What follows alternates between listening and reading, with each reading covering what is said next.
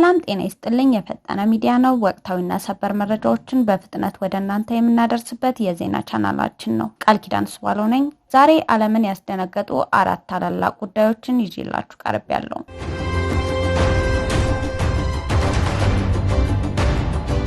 በመካከለኛው ምስራቅ የተከፈተው አዲስ የድሮን ጥቃት ጦርነቱ ወደ ዱባይና ሪያድ አምርቶታል። ፕሬዝዳንት ትራምፕ ለዚህ ምላሽ የሚሆን ጠንካራ ወታደራዊ ትዕዛዝ አስተላልፏል።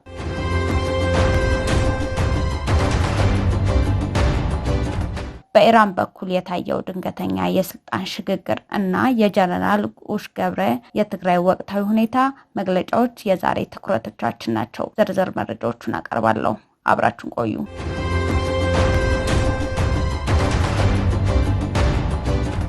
ህወሓትና ሻዕቢያ የፈጠሩት ጥምረት ለዳግም ጦርነት የሚጥድ መሆኑን ብርጋዴር ጀነራል ጉሽ ገብረ ገለጹ።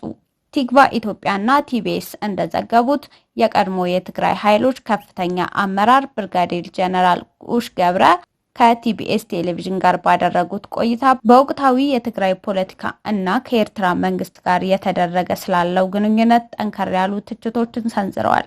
የኤርትራ መንግስት የትግራይ ህዝብ ዋና ጠላት ነው ሲሉ ገልጸዋል። የኤርትራ መንግስት የትግራይን ህዝብ የሚወድ ከሆነ በኃይል የያዛቸውን ግዛቶች በመልቀቅ በተግባር ያሳይ ብለዋል። እንደ ጀነራሉ ገለጻ እስካሁን ከ12 በላይ የትግራይ ክልል ግዛቶች እንደ ኢብሮ፣ ዛላምበሳ፣ ባድመ እና ሌሎችም ግዛቶች በኤርትራ ተይዘው ይገኛሉ።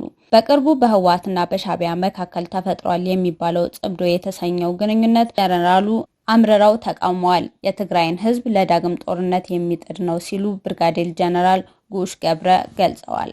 አክለውም ይህ ግንኙነት የህዝብ ለህዝብ ሳይሆን የኢትዮጵያ መንግስት ለመውጋት ያለመ እኩይ ፕሮጀክት ነው ሲሉ ኮንነውታል።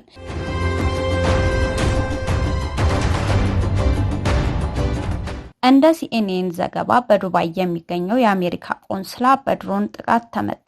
በዱባይ የሚገኘው የአሜሪካ ቆንስላ ህንፃ ላይ በደረሰ የድሮን ጥቃት ከፍተኛ ቃጠሎ መነሳቱ ታውቋል። ሲኤንኤን ያረጋገጣቸው ተንቀሳቃሾች ምስሎች እንደሚጠቁሙት ከቆንስላው ህንፃ የሚወጣው ጥቁር ጭስ ከሩቅ ቦታዎች በግልጽ ይታያል። በተመሳሳይ ሁኔታ በሪያድ የሚገኘው የአሜሪካ ኤምባሲ የድሮን ጥቃት ሰለባ ሆኗል።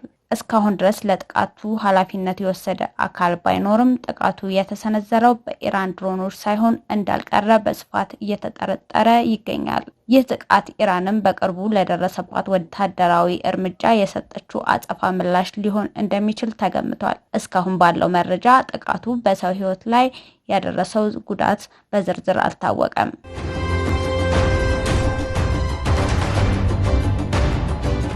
የአሜሪካ የባህር ኃይል የሆርሙዝን ሰርጥ ተቆጣጠረ።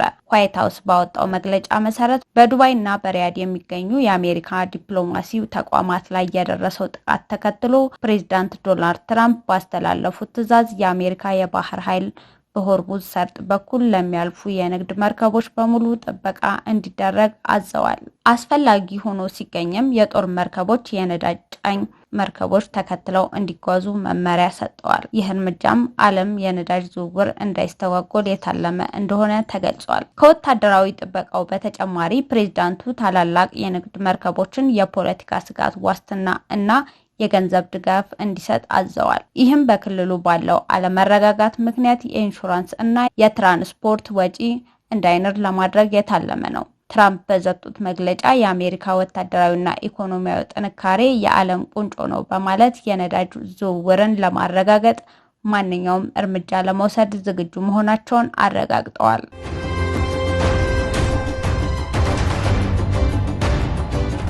የኢራን አዲሱ መንፈሳዊ መሪ ታወቁ። ሙጅተባ ካሜኒ የአባታቸውን ቦታ ተረከቡ። ኢራን ኢንተርናሽናል የባለሙያዎች ምክር ቤት ዋቢ አድርጎ እንደዘገበው የቀድሞ መሪ ለ36 ዓመታት ኢራንን ከመሩ በኋላ ልጃቸው ሙጅተባ ሆሴኒ ካሜኒ አዲስ የኢራን መንፈሳዊ መሪ ሆነው ተመርጠዋል። እንደ ኢራን ኢንተርናሽናል ዘገባ ከሆነ ይህ ምርጫ የተከናወነው በእስላማዊ አብዮታዊ ዘብ ኃይል ከፍተኛ ጫና ነው። ሙጅተባ ካሜኒ ከዚህ ቀደም በኢራን ኢራቅ ጦርነት የተሳተፉና የባሲጂ ወታደራዊ ድርጅትን የመሩ በመሆናቸው የሀገሪቱን ወታደራዊ መዋቅር ጠንቅቀው ያውቃሉ ተብለው ይታመናል።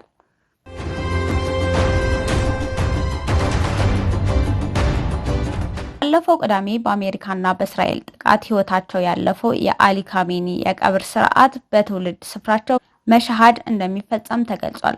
መሻሃድ በሺሃ ሙስሊሞች ዘንድ የሰማዕታት ቦታ በመባል የምትታወቅና እጅግ የተቀደሰች ከተማ ናት። የቀብር ስነ ስርዓቱ የሚፈጸምበት ቀን ግን እስካሁን በይፋ አልተገለጸም።